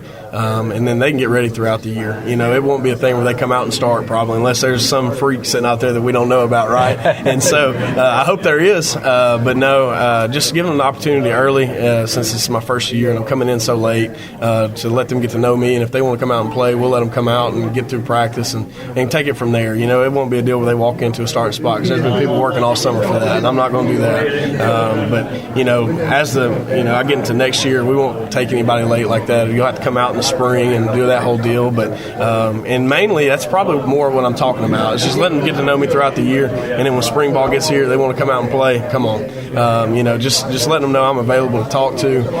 I feel like I'm a really good relationship builder, and I feel like that's something the school needs. And so that's what I'm talking about more of. Than if anybody wants to come out, to start a fall camp, we'll do that this year and this year only probably. But definitely next spring, get them out there and get them a part of the team. Well, as far as changes in the region, who have you got coming in? Who have you got coming in? And coming from Hartsville and Decatur Heritage, a lot of these teams you may not be familiar with anyway. Yeah. The one that I know is coming in is Priceville. Who left for them? Do y'all know off the top of your head? Brewer, that's right. So Brewer and Priceville flipped. Priceville's coming up from 4A. They've got a brand new head coach. I think they're not going to be, they were single wing a little bit before. They're going to be more spread it out now. Obviously, you got Russellville, very talented football team, got a really good running back. And then outside of that, you got West Point, Ardmore, Fairview. So very, very tough opponents, week in and week out. But most of those guys, too, have had some attrition as far as, seniors leaving and really good players. And so, we're kind of looking at, we don't really know who they are yet. So you kind of have an idea, but we truly don't know who they are. But we know that they're well coached. That's the biggest deal. I think everybody in our region has a really good football coach leading the helm. And so they're going to be well coached, and they're going to be ready to go. And so, luckily, we got those first 2 weeks where we play non-regional opponents. Hopefully we can grab some film on everybody and have a better idea as we get closer to region play. We've been, as a coaching staff, working on breaking those guys down, finding anything they've been doing during the summer, any film that we can get our hands on to kind of start getting ahead of the game as far as breaking them down. And so it's been good. Like I said, Priceville, brand new head coach, West Point, brand new head coach. So you got a few guys that we don't really know who they are. But luckily, I know the guy at West Point pretty good. He coached me when I was in high school. He was doing his student teaching at Danville when I was there. So I got a little bit of idea. We're friends, so I know what he's going to do on offense a little bit. Now, who do you start with? So we start out with Westminster on the road, and then Hazel Green on the road. Then we got our first bye, or we got our bye week 3. So we got Westmin and then Hazel Green to start it off. So 2 non-region games. They're both on the road. Get to go out and see who we are away from home, because like I said, I expect us to win every game we play at home. That's Cavender Field is something special, and so we got to play like that when we're playing at home. And so those 2 first away games get to see who we are a little bit against quality opponents. Westmin played in the semifinals last year, so very, very well coached team again. I know they lost their quarterback. That's really, really good, but they're going to be very well prepared, and they've got players all the time. And so excited to go there week 1 or week 0 technically, and see what we got. How many seniors have you got on your team? And as far as experience goes, maybe underclassmen too, what's that look like? So I think we've got somewhere around 12 seniors. And then the junior class is probably about the same, maybe 15, something like that, from what I've seen and been able to count in a few short days I've been here. And then I'm excited about the senior class. These guys have been through a lot, like they talked about. I feel like they're very, very together as a group, and they've done a really good job of holding the team together. But those underclassmen, there's a lot of guys that I'm looking forward to. That's going to have to help us out. There's the offensive line is senior laden, a bunch of returners coming back, and so excited about those guys. I think defensively especially, we've got a few juniors and seniors up there that are I'm really excited about. Like I told them, defensively, man, it's the way we want to win football games this year. I think that's the mentality we got to bring into it this year, and so I want to see a little bit of a change there. I want to see Hayden taking the lead on that and really challenging the defensive side of the football to come in and really take over games. And so, but yeah, like I said, 12 seniors that we're going to rely on very heavily, put them in some leadership roles this year, and then the junior classes got to be ready to go next. And then obviously those there's going to be a couple freshmen and sophomores that are sprinkled in there. They're going to have to help us out early, especially any role that they can get, special teams, defense, offense, whatever it is. They got to be ready to go because, like I said, with that roster of, 53, we've got to be prepared to be able to get people in the game, to give them a blow when they need it. And so pretty much everybody's got to be ready to go. So I'm excited about it. Yeah. Well, guys, we look forward to seeing you on the field and seeing you at Applebee's Tailgate Talk. Sir. I mean, you're welcome to come. Bring some players with you. We sure will. So we'll be starting back live next Saturday. So I'll be sending out a text. That sounds good. We'll be there. All righty. Thanks. Thank y'all. Daly & Son Car Care is Ardmore's only one-stop auto repair and tire shop. Whether it's major mechanic or brake work or routine maintenance like an oil change or lube job, Daly & Son Car Care has been satisfying customers all over with their fast and friendly service. They're also your headquarters for quality Cooper tires. Stop by and see Wayne, Nikki, or Dale at 25600 Main Street in Ardmore, Tennessee, or call them at 931-427-4651. They're on Facebook, too. Daly & Son Car Care, open Monday through Friday, 7:30 till 5, and Saturday, 7:30 till noon. P4 Physical Therapy is a new outpatient provider offering community-based care with a unique partnership model that allows them to consistently deliver world-class outpatient care, emphasizing personalized hands-on treatment. Whether it's orthopedic, physical, geriatric, or manual therapy, sports or neuro rehab, telehealth, or most any type of muscle or joint pain, P4 Physical Therapy promises to treat you with integrity, compassion, faithfulness, and selflessness. Locations in Athens, Huntsville, and Winfield, Alabama, as well as Fayetteville and Knoxville, Tennessee. Look for them on Facebook or online at p4physicaltherapy.com. Your roof is the first line of defense for your home. Do you have water stains on your ceiling, paint peeling off your walls, shingles missing? It's probably time for you to get your free roof inspection. Locally owned and operated, licensed, and insured, Yellowhammer Roofing is the Yellowhammer State hometown team. Yellowhammer Roofing. Let our family protect what's most important to you, your family. 256-232-1933 or online at yellowhammerroofing.com. Now that you've got that new place on the water, BP Riverworks can finish the picture with a boathouse, dock, or seawall. Call Barron Pugh at 251-200-2273 or Tracer Pugh at 256-206-7097. BP Riverworks, licensed and insured, 251-200-2273 or 256-206-7097.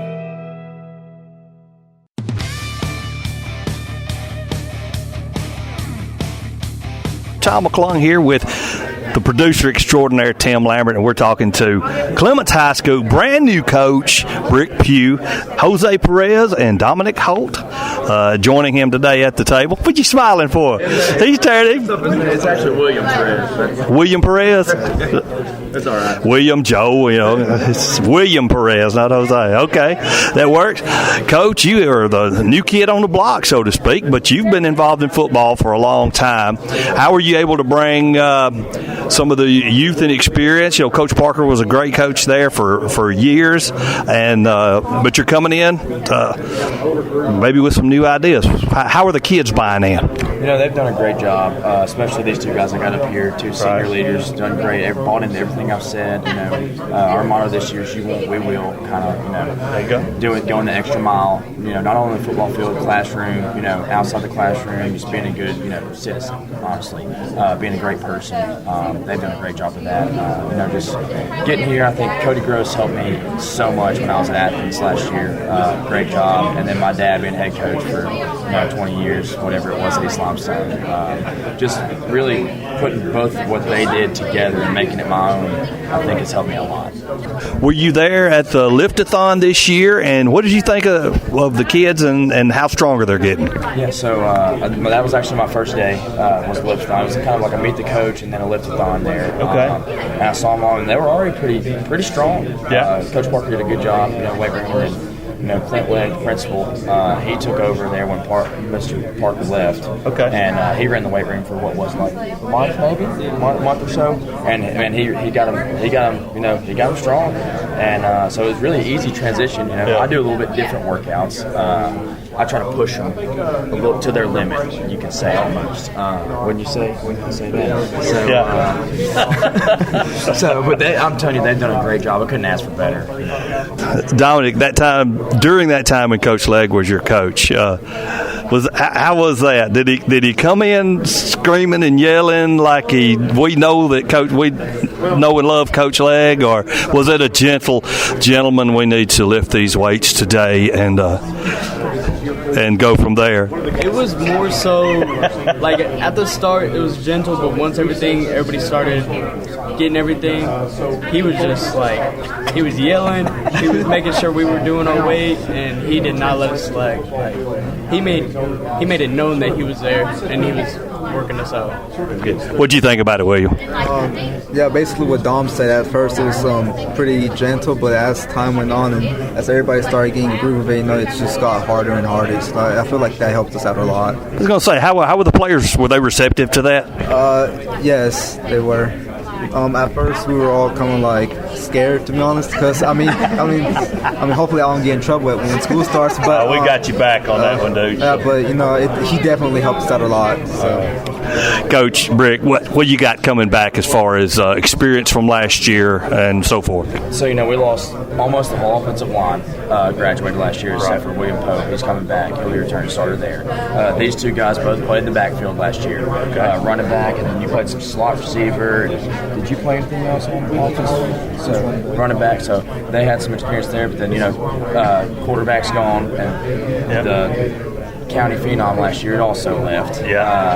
So on defense, I think we got 4 starters returning, and they're all in the secondary.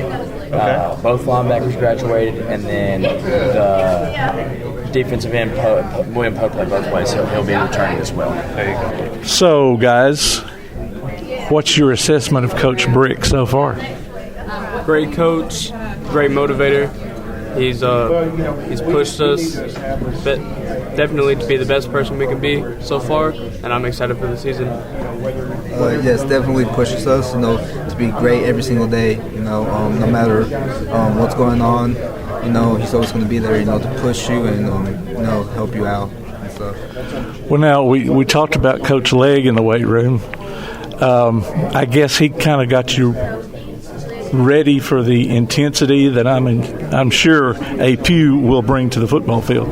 Yes, definitely. It was he definitely helped us out a lot because Coach Pugh came in that first day. It was rough. I'm not gonna lie, it was rough, but but we all got used to it, and now I feel like we all got in the rhythm of things. So we're going good so far. Yes, sir. What he said, it was definitely a transition, as you can say, but Legg was, he played for Legg, so it's like he knows how he is, but Legg and then him, I was definitely completely different. Well, talking about completely different, is there much of a difference in what was done last year and what Coach Pugh's doing this year? Yes, there's definitely some differences. Like, we'll sprint, and we cannot lean over. Like, you cannot take a break. He'll give us breaks, but it's water breaks, and then you got to go back.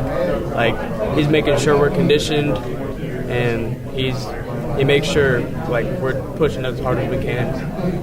Yeah, definitely what Dom said.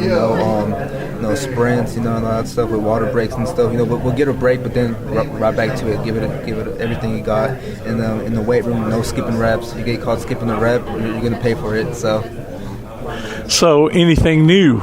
You weren't here last year, so I'm sure there's going to be some new stuff we can see on the field. Anything that fans can look for. Also, starters, we got these new jerseys we got on. I know you can't see them, but we got some new Nike jerseys. So new black Nike jerseys. We just got black for this year, and then we got the horseshoe on the helmet this year. Yes. I love the horseshoe. I'm not a Mustang guy. I feel like it looks like Maston Academy, so I don't want to do the Mustang. So we went horseshoes only, and then offense is going to look a little bit different this year than it has in the past at Clemens. So now all you got to do is change your backdrop now. Backdrop. And get a new one because that one it's seen better days. It looks like to me. So, well, what staff-wise, who have you got on your staff? Okay, so Bobby Earl Green, he's going to be my defensive coordinator, same as they had last year. So defense will be the same as last year. Then I got Landon Laxton. He came from West Limestone. He played with me in high school at East. He's going to do my offensive line for me. Addison Allen, he was already on staff previously. He did middle school last year. He's going to help with offensive line as well and defensive line.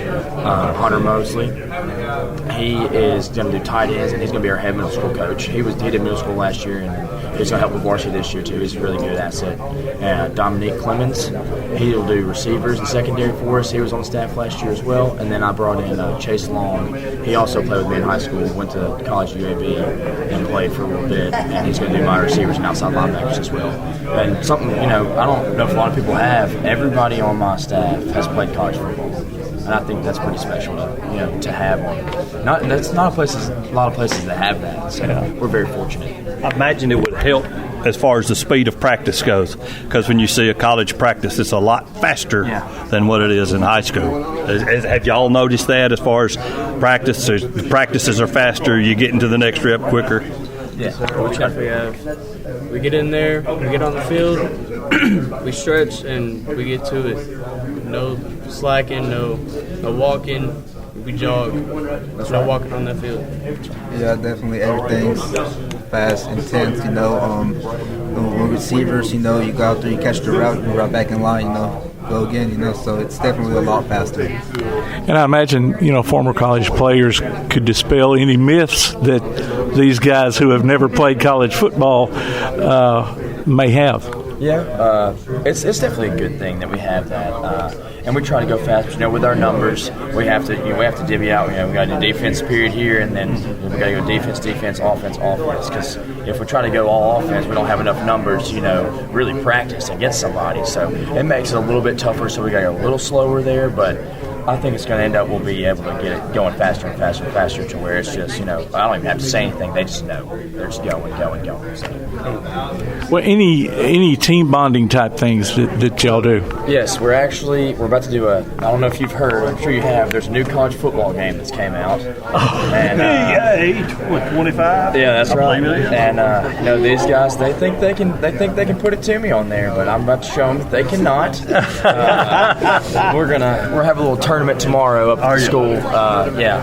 And whenever we get done with our stuff at the school, because teachers start tomorrow, workday stuff. So have a little tournament up there, and then right before school goes back that Thursday, y'all actually don't know this, so surprise.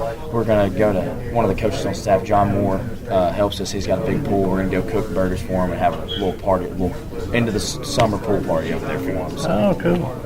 What's your roster size? So we got 30 players right now. We were at 28 until 2 days ago? 2 days ago, we got 2 guys off the basketball team to come out, and they're going to play for us too. So we're at 30. Okay, and there's been some kind of scrambling with the schedule here that folks may not know about. So I don't even know if it was 4 days ago. It might not have been a week ago. We have a group message. The head coaches, Limestone County, got a group message, and Coach Davis Shelby was like, I noticed that, Brick, you only got 9 games, and Matt and Tanner only has 9 games. He said, why don't we just swap, and Ardmore, you'll play Tanner week 0, and Brick, I'll play you week 10. And then we started talking a little bit more, and we just decided we'll play week 0 too. That way we all have week 10 off, and we'll all have 10 games instead of 9. And you'd think that would have been something that would have been picked up on. Oh, I know. Back when the schedules first came out. And Waterloo had canceled on us. They're going to have a team, but they got low numbers, and it was just best for to not play them this year. So I agreed not to play them week 10. So that's why we had 2 bye weeks open. So Coach Davis noticed that. That really helped us out and get the seniors another game too. Because when you get coached toward a game, nobody likes that. I mean, it's not good for one that you get cut up home game one year, and then the kids get cut a game, and that's just not fair. Yeah, and it's better that county teams play each other anyway. I was telling somebody earlier, I wish the only county team we don't play is East Limestone. And I would love for it to get back to all the county schools just playing each other. I'd like for the non-region games to play county school. I think that would be great. Okay, well, we appreciate it, guys, and we'll look forward to, doing play-by-play out there sometime and seeing you at Applebee's Tailgate Talk. Yes, sir. All right.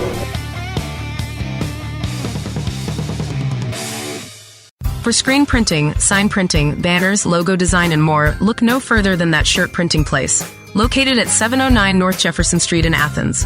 Call 256-444-1827. That Shirt Printing Place. Visit them online at thatshirtprintingplacellc.com. Look for them on Facebook too.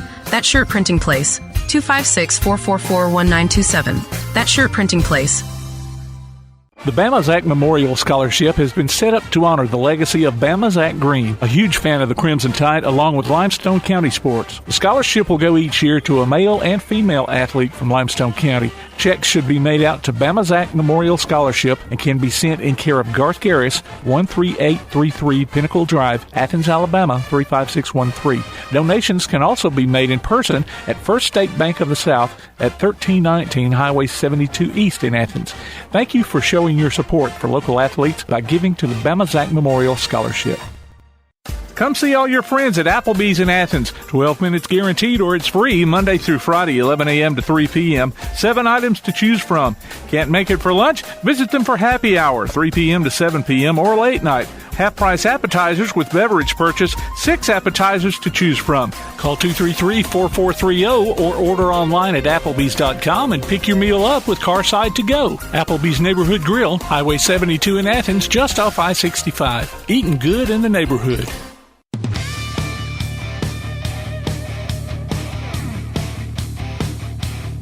And we're back here, ladies and gentlemen. Tom McClung here with Tim Lambert, producer extraordinaire with Applebee's Tailgate Talk. Limestone County Media Days, and we're talking to brand new head coach. This is becoming a habit. Brand new head coach, Matt Smith and Colton Gray and Matthew Fletcher, players from Tanner High School. Coach, congratulations on the second Tanner High School head coaching job you have, and how's things going for you so far? I appreciate it. It's going great. I hit the ground running. I'm a Tanner guy. I've been there my whole life. Graduated. All my family came through. So to get this head job was my dream job. Hit the ground running. Started with a new weight room. Got everything put in. The kids have enjoyed it. They worked hard this summer, and it didn't take long for them to buy in. They already knew me. They knew most of my staff that was coming in. Thomas Harris, my defensive coordinator, been coaching ball for 25 years. But he's actually the first or the only state championship track coach that we've got. So I was on the staff with him when we won that. He's my defensive coordinator. Des Richardson, offensive coordinator. He came from Gator Heritage, had one of the top offenses last year.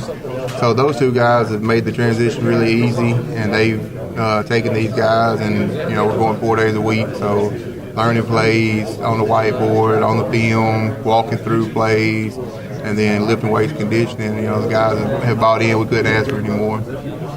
So you obviously lost a lot of the starters last year. What do you got coming back? So talk about these guys. You got Matthew and Colton with you. Well, pretty much, you lose 15 starters in 2A ball. Most of them are 15 seniors. They're mostly starters. But Matt hasn't, he's coming back out playing football. He's always played basketball, and he played football, his whole life. But he come back out this year. He played soccer for me, so I was able to talk him out and talk to his family, get him out there. Colton has been playing football in the program for some years, but he's a 10th grader. Okay. So he played a lot of JV last year. Returning starters, I believe we got Makai Mitchell. He played middle linebacker for us. He's going to play tight end. Aquavius Green plays a little DB and running back. But a lot of other positions are going to be new guys filling in. They're either JV guys coming up, or they're new guys that we've had either move in or come back to playing football. So we've been grinding. It's a kind of a blessing in disguise, because now you don't have to unteach anything or do anything. We put our stamp on it, our mode, our terminology, and the guys don't have to worry about forgetting something that they associate that play with, or that down block with, or how we're teaching this, or how we expect stuff. So it's been pretty good. How's workouts been this off season? They've been great for me. I ain't had to touch a weight. I didn't have to run not one sprint. Really? But these guys, man, they worked their tails off in the weight room and on the practice field. So I think we're up to like 30, 40s now running sprints, and I think weight room we've been hitting it hard. Squats, deadlifts, landmines, bench press. So everything that you can expect, we kind of amped it up here going into this last 3.5 weeks before the season gets here, because once the season gets here, we'll back off a little bit and try to preserve some leg and stuff, but we'll still live through the season, but it'll be like a modified kind of just to maintain and keep the strength that we've got, that we built this summer. What grade are you in, Matthew? I'm going to be a junior this year. Going to be a junior. What position do you play? I play wide receiver and DB. All right. You looking forward to the season, coming out, playing down at the Tanner Field? Yes, sir, always. All right. What about you? Colton? So you're a 10th grader, play on the offensive lines, what Coach said? Yes, sir. What's your favorite exercise, workout? What's your favorite weight? I gotta love bench, chest day every day. I love bench, chest day. Cool. You had some changes in the region like most everybody. Who have you got leaving and coming in? We lost Sheffield, but we gained Winston County, and we gained Decatur Heritage. Both of those are going to be very competitive teams for us. They Nikita Stover's always going to have a good program over at Decatur Heritage. Great coach, so I know they're going to be tough. They're going to be physical. Winston County is always tough and physical, and then you add them with Lexington, Red Bay, Tharptown. All those guys remain in the region, so they're going to be tough, physical guys. Lexington plays smash mouth football, and that's what we've instilled at Tanner. We're these guys that we've got that's bought in, that they know that we want to be physical. We want to try to dominate in the trenches. That's where we feel the game's going to be won and lost. So I think we're going to be pretty big up front. I think we're going to have a good chance, and it's going to be good competition in our region. Well, now, not to give away any game plans or anything, what can we look for new out of the Rattlers this year than maybe we haven't seen in recent years? I think we're just bringing back some of that 2010 to 2017, magic. LaRon Watt was my mentor. I look up to him, still call him every day and ask him something. So he's coming on staff as a coaching analyst for me. So I'll have him there on Friday nights and on Sunday meetings. So I'm pretty sure that he'll get a chance to give me some of his knowledge and experience. He done it for so long and won 2 state championships and played for a 3rd. But you can expect us to be physical, to be disciplined, and the defense ain't nothing special. We're going to base out of a 4-3, and we're going to be in a typical pro-style offense. So try to get our athletes the ball and get our big guys blocking. We'll do the best we can. Having LaRon White hanging around, that's about like having Nick Saban hanging around too, isn't it? Yeah. Hey, that was when I asked him, he thought I was joking. He's like, "I'm retired." I was like, I mean, you got a lot of free time on your hands. So I see you on Friday. but he jumped on it, and he, like I said, that guy's been, more than just a coach. He was a father figure to me growing up. So he came in my 9th grade year, and having him kind of just, put me over the top, and especially put the coaching staff over the top. Anytime you can say you got LaRon White in your corner, that's pretty big news. Now, I'm not like, Coach Pugh over there and got Clint Legg in my corner, but, should have. You said you want to bring back that 2010 and following mentality. You've got some of those guys actually volunteering for you, don't you? I do, yep. I got Zacoby Shoulders, played D-line for us, played at UNA. He's my D-line coach. Javen Thatch played receiver for us. He played at UNA, wide receiver coach. Sidney Townsend played for us. He's our DB's coach. Jonathan Fletcher was our quarterback on both the two state championship teams and our starting corner. So he's pretty much the only coach that I've got on staff doing dual positions. He's doing corners and he's doing quarterbacks. All those guys came through the program, played at UNA. John played at Sierra and UNA. So I've got a lot of former Rattlers back in the pit. Well, and you're kind of like Coach Pugh in that he's got some former college players on his staff, so you've got some college experience coming too. I guess they can kind of fill these guys in on what playing college football is all about. Yeah, that's one thing that we've been preaching to them. Getting ready for that next level while preparing at this level.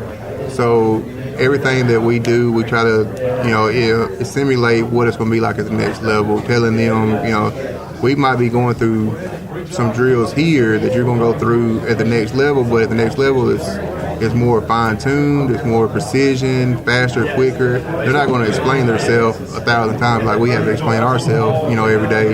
I think Nick Saban said it best: if I got to explain it twice, then I ain't going to remember your name. So that's the college mentality. Yeah. So, letting these guys understand that we're taking time and breaking everything down to precise as we can in the film room, on the board work, and on the field. They're not going to get that at the next level. So you got to learn it now, and you got to instill it now, so that when you get to that next level, it's going to come second nature to you, and you're going to be able to hold yourself accountable, because it's not always going to be possible at the next level with coaches when they got 30 or 40 in each position. Well, now, football coaches in recent years have kind of been reaching out to the soccer coaches. You've cut that middleman out. Yeah. Look, I told somebody the other day, I said, if I ain't got a good kicking game, they probably going to fire me. But I brought Randy Cortez and Kay Dornan on. They're going to handle all of our kicking. And, Matt Fletcher, he plays goalie for us. So, if something happens, he's going to be the third kicker. So I've got plenty of kickers around. And that's why I was telling somebody earlier, normally your football coach, you got to associate with your soccer coach to make sure that the field is maintained, cut and cleaned, and weed eated, taken care of. Well, now it's me. So if you drive by Real Swanner Stadium and the field don't look good, just call me, because I'm the one that did it. Clint, you heard that. I did. Yeah, he called me yesterday. Told me how good it looked. Wanted to know who cut it. I said, I did. When is your first game? We play Ardmore August 23rd at Ardmore. Okay. We added it. And y'all were part of that early season scramble too. We were, yeah. When I took on the job, we had 8 games, and trying to scramble, find somebody to play. Everybody's schedule was full, but we had East Lawrence week 1, and that ended up falling through because Brooks came back down to came back to 5A or something. Okay. So East Lawrence had to pick them back up because they were in region. So we ended up having to go get Culver County. That was a great pickup for us week 1, but we didn't have a week 0 or week 10, and week 8 is our bye week. So week 10, I finally got on, started looking, finally got somebody to call us back, Sweetwater. They're competing for a 1A state championship every year. Yeah. They're always a great team. So playing them that last game, week 10, is going to be a challenge for us, and hopefully we're picking up something going into the playoffs, and that's going to be a good little test right there at the end to prepare us for the playoffs. And then Ardmore, like I said, week 0, we didn't have anybody. Clemens didn't have anybody. So Coach Davis, Shelby at West Limestone, he kind of came up with the idea that since they were playing Ardmore week 0, they would split for us, and one of them play us and one of them play Clemens. That way give everybody in the county 10 games. So, I appreciate Coach Davis and Coach Snyder, be willing to do that, such late in the season. They're about to kick off. Yeah. And they were like, you know what, time out. Ardmore, y'all take Tanner, and West will take Clemens, and that give everybody 10 games. Yeah. So it worked out great, and I'm glad those guys were able to do that for us. Yeah. And those county matchups are better anyway. Oh yeah, I love that Limestone County competition. Yeah. Well, guys, we appreciate your time, and we'll be calling you up for Tailgate Talk even more than we already did, and be out there at Rip Swanner Field doing some of those games too. So that's what it is, y'all. Yes. Thanks. While others have come and gone, the Lions Den Gym has been roaring as a workout and exercise fixture in Athens, growing from its humble basement beginnings in 1981 to their current 10,000 square foot location at 212 Commercial Drive in Athens. The Lions Den offers 24/7 access to their ever-expanding equipment collection that includes treadmills and climbers, elliptical trainers, stationary bikes, loose weights and dumbbells, and over 45 different weight machines. Contact the Lions Den Gym about a membership today at 256-652-2627. Visit them online at lionsdengym.com or on Facebook. The Lions Den Gym, 256-652-2627. If your place on the water needs some attention, call BP Riverworks. Boathouses, docks, seawalls, and repairs. Call Baron Pugh at 251-200-2273 or Tracer Pugh at 256-206-7097.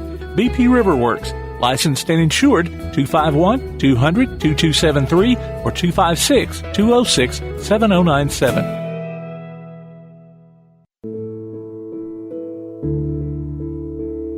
Home security is not what it used to be. With Secure Connect and smart home integration features, you can unlock your doors and turn off your alarm from your smart home app. No more hiding a key under a rock. Get Secure Connect and live life connected. Call Ardmore Telephone Company at 800-830-9946 to secure your home today.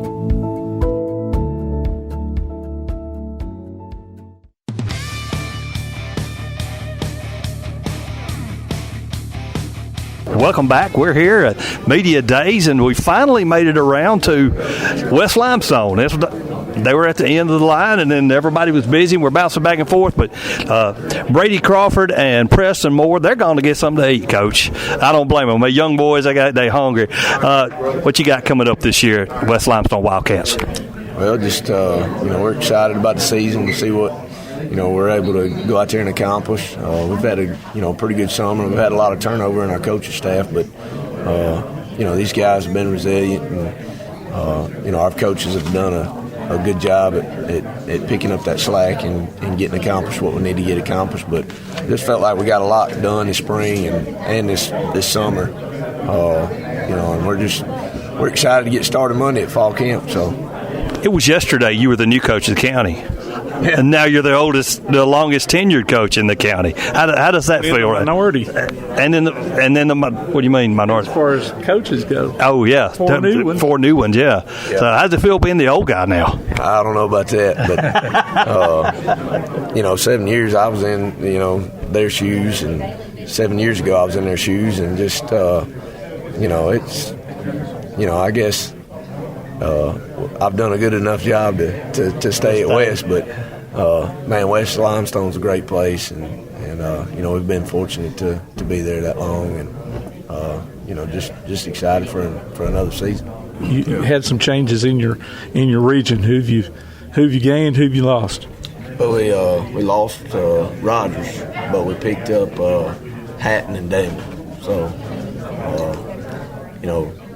there for a couple of days, Brooks was 5A, and then they dropped them back, and we ended up having 2 region meetings in one day. But we're in a 9-team region now, so unfortunately we lost one of our county games due to that. But we're going to have to get out there and compete. It's probably preseason it was ranked the toughest 4A region in the state, and you got 3 teams in the top 10 preseason, and those 3 teams, went to the second or third round last year. So, it's going to be a tough task, but we'll just take it one game at a time and see what happens. Are you familiar at all with the new teams coming in, or maybe the coaches? Well, I'm not Hatton, coach or team. Danville, not very familiar with their team, but I am very familiar with their coach. Andrew Williams has been around a long time. His background and my background are both from South Alabama, and so we know each other, and we had a close common friend, so we know each other well, and he does a fantastic job. I would put him up there with,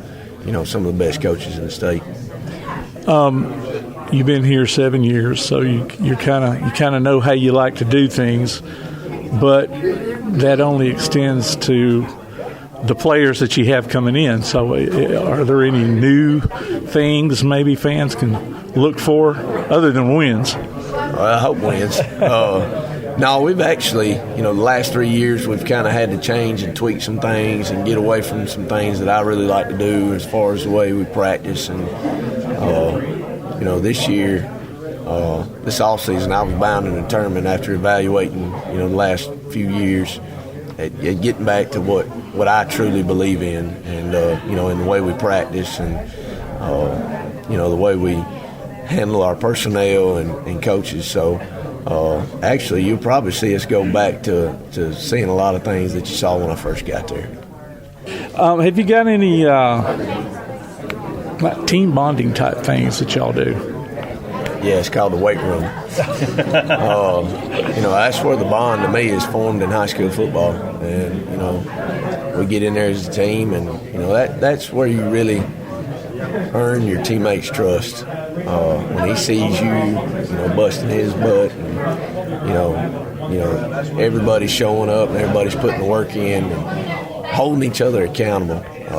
To me, that's just where you form that bond, you form that trust, and then, it carries over to practice. But, we used to try to do a lot of things to, team bonding and all that kind of thing. But, the real bonds formed in the weight room, and we just felt like some of that other stuff was a little too much and extra. So, you better be bonding with your team in the locker room. I will tell you, something we've done this year, and I picked it up from, a close friend of mine. But so when they come in the field house, they got to put their phone in their sleeve, and their sleeve's numbered. So, as soon as they come in the door, that's the first thing that happens. That phone goes in that sleeve, and they don't get it back until they leave the facility. So, it forces these guys to spend a little more time talking to each other than sitting at their locker, fiddling on their phone. But, I think it's worked. I think it has. Yeah. And, just making these guys kind of get out of their comfort zone and talk to each other other than Snapchatting and Instagramming and all that stuff, it forces them to talk to one another and spend some time with one another. So, that I guess that is one thing we've done to try to, bring the bond together on the team. I understand you've had some changes in your staff. Yeah, so our offense coordinator decided to make a move in the middle of June, which is odd, but, it is what it is. And our defensive line coach, he decided to make a move at the end of June. So, we've been able to get some guys.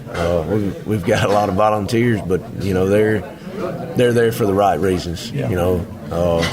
Coach Wallace has assumed the role of offensive coordinator. He's the only one that's been there with me all 7 years, mm-hmm. And so, man, he's been on the defensive side of the ball, but man, he's great with the kids. The kids really like him and love him, and he brings a lot of energy. And he's probably been coaching as long as me or longer. So, I trust him to get that job done.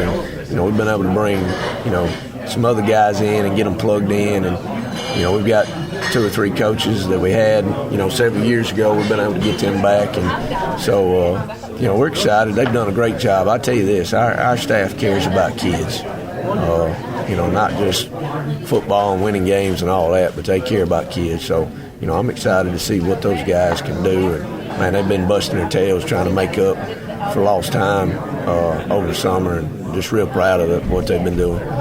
What's your numbers look like? We're back up around 60. And so when you get those numbers up, even though our senior class it's our smallest class with 12, when you've got those numbers and you've got the coaches, it really changes the way you can practice. And so that's the biggest thing I've seen in the off season is, we've changed some things without giving away what we're doing. But man, the competition at practice has just been insane. I'm ready to see them put the pads on next week and kind of really see that competition come to life. But man, they've just been competing hard all summer in practices and getting after each other and really pushing each other to get better. Yeah. Well, now, who do you start with? Clemens. Okay, and speaking of that, I hear you were kind of the one that alerted everyone to that discrepancy there in the schedules. Yeah, so our athletic director had a death in the family, and so he asked me to put together a master schedule for the county, and so when I put it together, I looked at it. I said, "Darn, Clements and Tanner ain't got but 9 games, and that stinks. It's not like baseball and basketball where you got 30 games scheduled and you miss, you get 2 or 3 canceled. That's tough. So, I jokingly kind of threw it out there, and everybody, was good with it. But, me and Coach Snyder hated to give our game up. It's been so competitive, and it's been a war, and it's, been by less than a touchdown. And, he's doing a fantastic job up there, and, the gates are big and all that. But, man, I hate to see, a couple of schools in our county only have 9 games. So, me and him agreed to pick those guys up and give them 10 games instead of playing each other. Home or away? Home. Okay. And like I've been telling them, those county matchups are better anyway. We're just glad to get everybody in the county 10 games.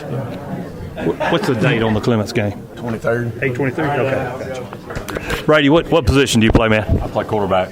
Quarterback. Is this your first season quarterback, or you been back up for the last year or so? Or no, so this is my first year at West, and I've been at Hazel Green since my 9th grade year. So this will be my first year at West. Cool. What are you looking for as far as the offense goes? Passing, option style, without giving up the game plan, of course. I think we're going to be able to do a little bit of everything. We're going to be able to run the ball like West has always done, but I think we can do some stuff off of that throwing the ball. So, first year QB, the boys welcoming you in, trusting you, stuff kind of that. Yes, sir. I've been welcomed with open arms since the day I got here. So I got here in January, and ever since we've been working and we've been throwing. And we've already got a really good connection. So. That's good. Good luck, man. Let's talk to this big young man right here, Preston Moore. Guessing you're on the offensive line or fullback, or what position you play? Linebacker. Yeah, that works too. How long you been at what grade you in? How long you been at West? All that good stuff. I'm a senior, and I've been at West since 6th grade. Okay. So, what are you looking forward to this season? Just getting out there and having fun, and hopefully we can stay undefeated in the county and make playoffs, hopefully, and win a region title. There you go. How's your weight room doing? Staying pumped? Yeah, we're going pretty good. Ladies and gentlemen, that wraps it up for Media Days here at the Limestone Rec Center. Tom McClung here, old Tomcat, alongside producer extraordinaire Tim Lambert. You're listening to Applebee's Tailgate Talk, and we'll talk to you next time.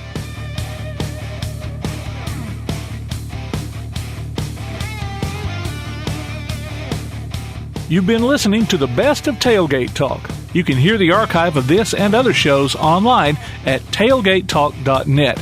Join us next Saturday at 10 a.m. Applebee's Tailgate Talk is a production of Play Action Sports on 1080 WKAC.